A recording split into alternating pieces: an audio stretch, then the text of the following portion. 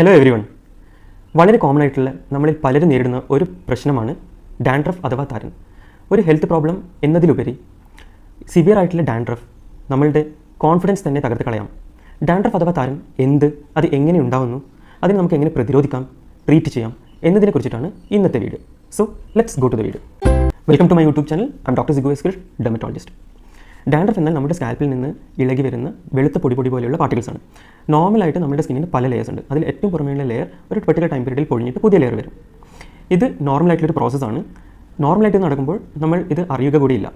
പക്ഷേ ചില അവസരങ്ങളിൽ ചില പ്രത്യേക കാരണങ്ങളാൽ ഈ റീപ്ലേസ്മെൻറ്റ് കൂടുകയും അത് ഡാൻഡ്രഫായിട്ട് നമ്മളുടെ സ്കാൽപ്പിൽ ഉണ്ടാവുകയും ചെയ്യുന്നു. എല്ലാ ജെൻഡേഴ്സിലും കാണുന്ന ഒരു പ്രോബ്ലമാണ് ഇതെങ്കിലും കൂടുതൽ പുരുഷന്മാരിലാണ് ഇത് റിപ്പോർട്ട് ചെയ്യപ്പെട്ടിട്ടുള്ളത്. എല്ലാ പ്രായക്കാരിലും ഇത് കാണാറുണ്ട്. എന്നിരുന്നാലും മിഡിൽ ഏജ്ഡ് ആയിട്ടുള്ള ആൾക്കാരിലും പ്രീ പിബർട്ടൽ ആയിട്ടുള്ള ഏജ് ഗ്രൂപ്പിലുള്ള, അതായത് പ്രായപൂർത്തിയാവുന്നതിന് മുൻപ് ഈ ഏജ് ഗ്രൂപ്പിലാണ് ഇത് കൂടുതലായിട്ട് കണ്ടുവരുന്നത്. പ്രഗ്നൻസി ടൈമിലും ചിലരിൽ കൂടുതലായിട്ട് ഡാൻഡ്രഫ് അനുഭവപ്പെടാറുണ്ട്. ഇത് ഹോർമോണൽ ചേഞ്ചസ് കൊണ്ടാണ് ഉണ്ടാവാറ്. മുൻപ് പറഞ്ഞതുപോലെ വളരെ നോർമലായിട്ടുള്ളൊരു പ്രോസസ്സ് ആണെങ്കിലും ഇത് നമ്മെ അലട്ടുന്ന ഒരു പ്രോബ്ലമായി മാറാൻ പല കാരണങ്ങളുണ്ട്. നമുക്ക് അതിലേക്ക് പോകാം. ആദ്യമായി സൺ എക്സ്പോഷർ. തലയിൽ കൂടുതലായി സൂര്യപ്രകാശം ഏൽക്കുന്നത് ഡാൻഡ്രഫിന് കാരണമായേക്കാം. എപ്പോഴും തലയിൽ കോമ്പ് ചെയ്യുന്നതും ചൊറിയുന്നതും തലയിലെ സ്കിന്നിന് ട്രോമ ഉണ്ടാക്കാനും സ്കിൻ പീലിംഗ് വേഗത്തിലാക്കാനും ഡാൻഡ്രഫ് ഉണ്ടാവാനും വഴിയൊരുക്കുന്നു. Dirt and dust. തലയിൽ അഴുക്കും പൊടിയും അക്യുമുലേറ്റ് ആവുന്നത് താരൻ ഉണ്ടാക്കാൻ കാരണമാകും. മുടി വളർച്ചയ്ക്ക് വേണ്ടി നമ്മുടെ വീട്ടിൽ പണ്ട് മുതൽ ശീലിച്ചു വന്ന ഒന്നാണ് ഹെയർ ഓയിൽ അപ്ലൈ ചെയ്യുക എന്നത്. നമ്മുടെ വീട്ടിൽ ഉണ്ടാക്കുന്നത് മാർക്കറ്റിൽ നിന്ന് ലഭ്യമായിട്ടുള്ള പലതരം ഹെയർ ഓയിൽ നമ്മൾ തലയിൽ പുരട്ടാറുള്ളതാണ്. അങ്ങനെ പുരട്ടി മസാജ് ചെയ്യുന്നത് ഹെയർ ഫോളിക്കിലേക്കുള്ള ബ്ലഡ് സർക്കുലേഷൻ കൂട്ടാനും ഹെയർ ഗ്രോത്ത് കൂട്ടാനും ഹെൽപ്ഫുള്ളാണ്. ഇങ്ങനെ ചെയ്യുന്നതിന് പുറമെ ഹെയർ ഓയിൽ അപ്ലൈ ചെയ്ത് അത് കുളിക്കുന്ന സമയത്ത് വാഷ് ഓഫ് ചെയ്യുന്നതും വളരെ ഇമ്പോർട്ടൻ്റ് ആണ്. കാരണം എന്തെന്നാൽ ഹെയർ ഓയിൽ അവിടെ റീറ്റെയിൻ ചെയ്താൽ അഴുക്കും പൊടിയും അവിടെ അക്യുമുലേറ്റ് ആവുകയും ഡാൻഡ്രഫ് പോലുള്ള പല ഹെയർ പ്രോബ്ലംസിന് കാരണമാകുകയും ചെയ്യും. സ്ട്രെസ്, ഡിപ്രഷൻ, പ്രഗ്നൻസി ഇതും ഡാൻഡ്രഫിന് ഒരു കാരണമാണ്. Last but not the least, fungal infection. ഡാൻഡ്രഫിനുള്ള വളരെ ഇമ്പോർട്ടൻ്റ് ആയിട്ടുള്ള ഒരു കോസാണ് ഫംഗൽ ഇൻഫെക്ഷൻ. ഫംഗൽ ഇൻഫെക്ഷൻ ഉണ്ടാകുമ്പോൾ നമുക്ക് തലയിൽ സ്ക്രാച്ച് ചെയ്യാൻ വേണ്ടി തോന്നും.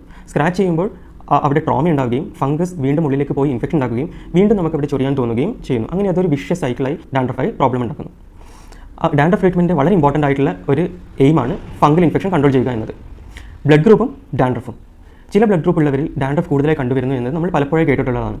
പക്ഷേ സയൻറ്റിഫിക്കലി ബ്ലഡ് ഗ്രൂപ്പും ഡാൻഡ്രഫും തമ്മിൽ കാര്യമായിട്ടുള്ള ബന്ധമില്ല.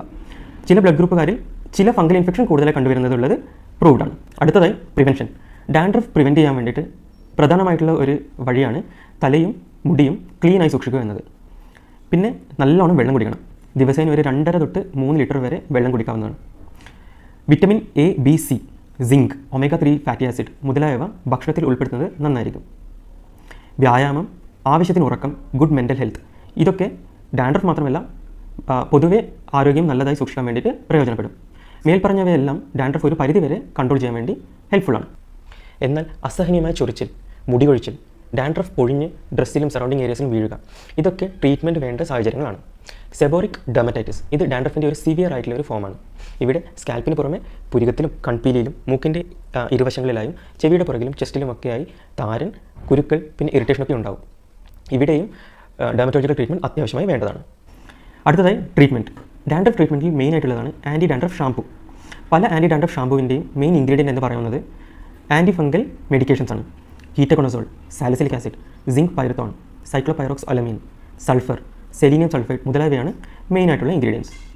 ആൻറ്റി ഡാൻഡ്രഫ് ഷാമ്പു ആഴ്ചയിൽ 2 തൊട്ട് 3 ദിവസം വരെ ഉപയോഗിക്കണം. തല നനച്ചതിന് ശേഷം ഷാമ്പു സ്കാൽപ്പിലും മുടിയിലും അപ്ലൈ ചെയ്ത ശേഷം 2 തൊട്ട് 3 മിനിറ്റ് വരെ മസാജ് ചെയ്തിട്ട് അത് കഴുകിക്കളയണം. ഇതാണ് ഷാമ്പു അപ്ലൈ ചെയ്യേണ്ട കറക്റ്റായിട്ടുള്ള രീതി.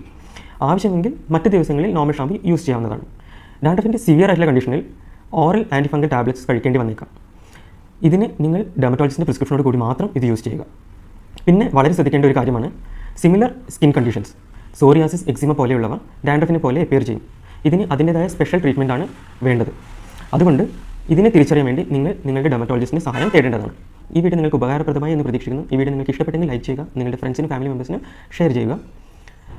നമ്മുടെ ചാനൽ ഇതുവരെ സബ്സ്ക്രൈബ് ചെയ്തിട്ടില്ല എങ്കിൽ സബ്സ്ക്രൈബ് ചെയ്യുന്ന കാര്യം പരിഗണിക്കുക.